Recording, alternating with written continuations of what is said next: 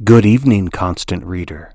Tonight, we are examining the disturbing case of the Castle Rock Strangler to learn how this serial killer's career was cut short thanks to the arrival of a young man named John Smith.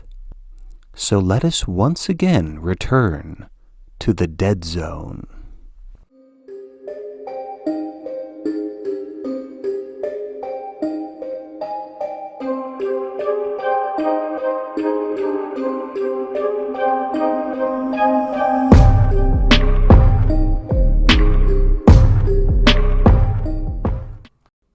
For decades, we have known the identity of the man responsible for the 6 murders in that small Maine town during the early 1970s.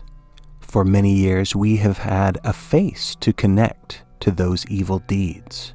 But if you lived in Castle Rock during the days and nights when the stranger preyed upon the women of the community, then you lived in uncertainty. You lived in fear. The terror began on November 12, 1970. Alma Frechette finished her shift at the coffee pot. She never made it home. Alma's body was found the next day in a bandstand located in the town common. She had been strangled to death, her body violated. The coroners believed Alma had been dead for at least 18 hours, placing her time of death between 3 and 4 o'clock, perhaps only minutes after her shift had ended. Yet no one had seen the assault. No one had heard cries for help. There were no traces of the strangler's skin underneath Alma's nails. The murderer had gotten away without a scratch. The town's sheriff at the time, Carl M. Kelso, theorized that a drifter was responsible. Eventually, the police made their first arrest in the case, a wandering sign painter, but it did not hold up, and the pool of suspects quickly ran dry. 1 year later, the Castle Rock Strangler took another life. This time, the victim was an elderly woman who lived alone in a tiny third-floor apartment. 1 month later, another murder occurred. This time, it was a minor, a girl from the local junior high school. So now, the Castle Rock Strangler baffled the sheriff's department as well as the FBI. The age of the victims varied, but the method and the sperm type matched. Angered and panic-stricken, the townsfolk voted out Sheriff Kelso and elected a new sheriff, George Bannerman, who promised to bring the Strangler to justice. But 2 years passed without a lead and without another murder. Then, on January 1st, 1975, 2 young boys were having a snowball fight in the woods near Strimmer's Brook, the southern border between Otisfield and Castle Rock. The children discovered the remains of 17-year-old Carol Dunbarger, a local high school girl who was believed to have run away from home 2 months earlier, but instead she had become another victim of the Castle Rock Strangler. Now, in spite of how many police were on the case, the killer remained elusive. The newspapers printed headlines lambasting the so-called do-nothing cops. And amid the outrage and the mounting dread, the Strangler claimed another victim. This time, it was a beloved elementary school teacher named Etta Ringgold. Her body was found shoved into a drain pipe beneath an unpaved road. Then, on December 17th, the Castle Rock Strangler claimed the life of his final victim, a 9-year-old girl named Mary Kate Henderson. She was found in the town common, not far from the bandstand, the site of the original murder.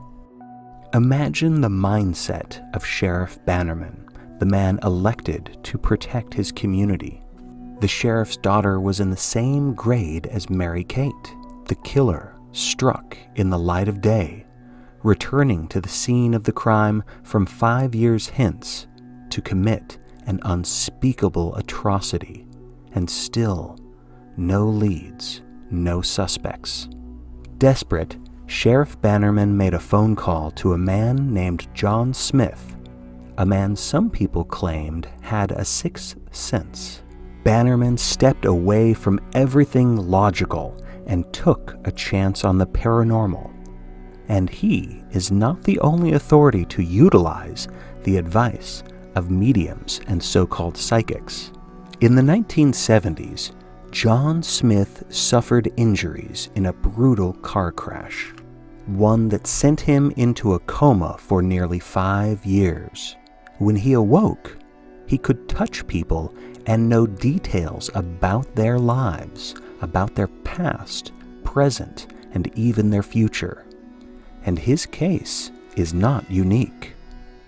In 1941, a Dutchman named Peter Herkos was painting the side of a building. He slipped from his ladder and fell 4 stories, resulting in a lengthy coma.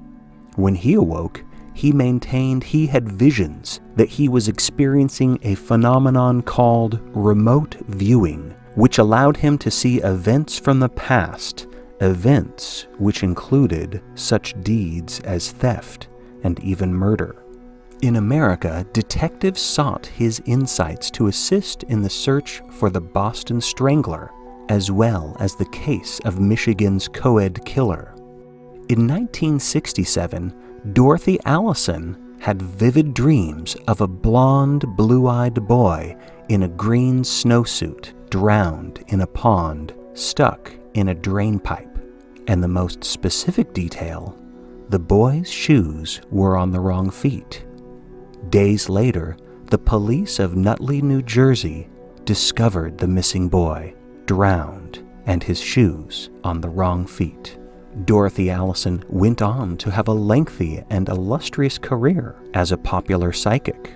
Skeptics dismiss the psychic detectives as frauds. They say that these claims of clairvoyance don't hold up under scientific scrutiny.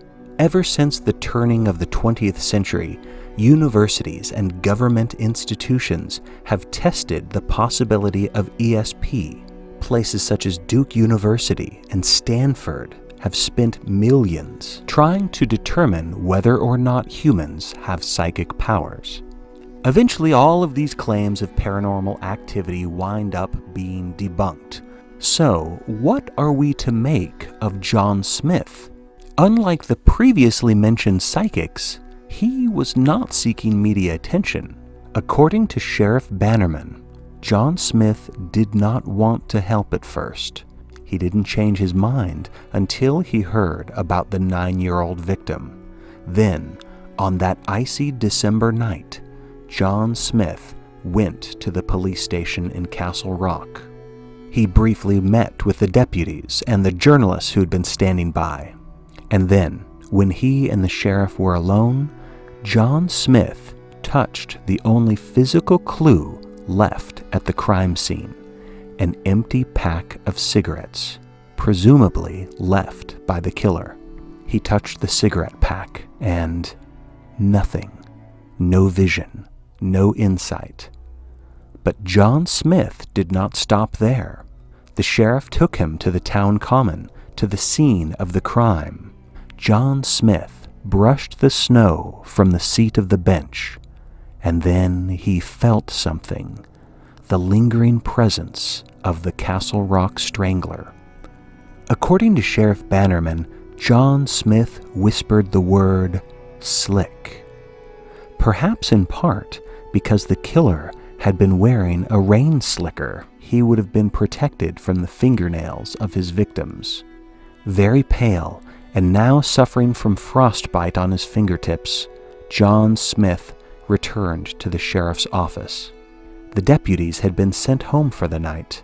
It was just the sheriff and the psychic alone in the office. And that's when John Smith identified the Castle Rock Strangler. It was the young man who had once dated Alma Frechette, the first victim, the young man who had volunteered as a crossing guard and who was often seen on school grounds guiding the children across the street.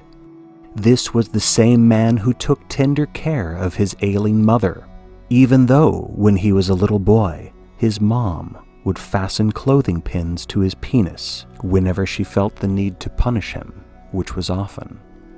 This was a man who, at the age of 16, dreamed of becoming a police officer, worked part-time at the station, took a police course at the nearby university, and joined the force as a deputy at the age of 19.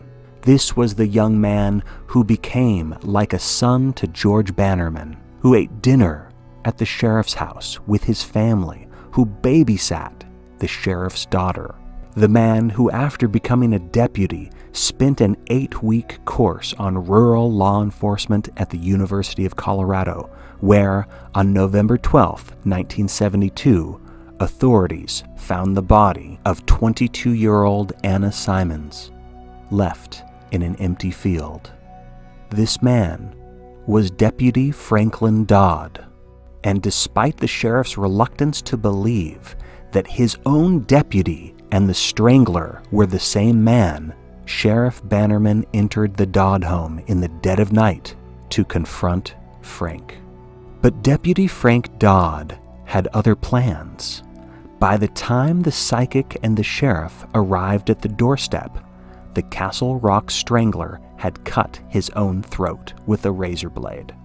Before he died, Frank Dodd placed a crude sign strung around his neck by string, and written in his mother's lipstick, the words read, "I confess." On December 19th, the New York Times led with the headline, "Maine Psychic Directs Sheriff to Killer Deputy's Home." John Smith, whose notoriety kept swinging from charlatan to saint, was back in the good graces of the media, if only for a moment. The case of the Castle Rock Strangler leaves us with many unanswered questions. Did John Smith possess a second sight, or did he merely take a guess? Perhaps, when he briefly met Deputy Dodd, he noticed something in the man's eyes.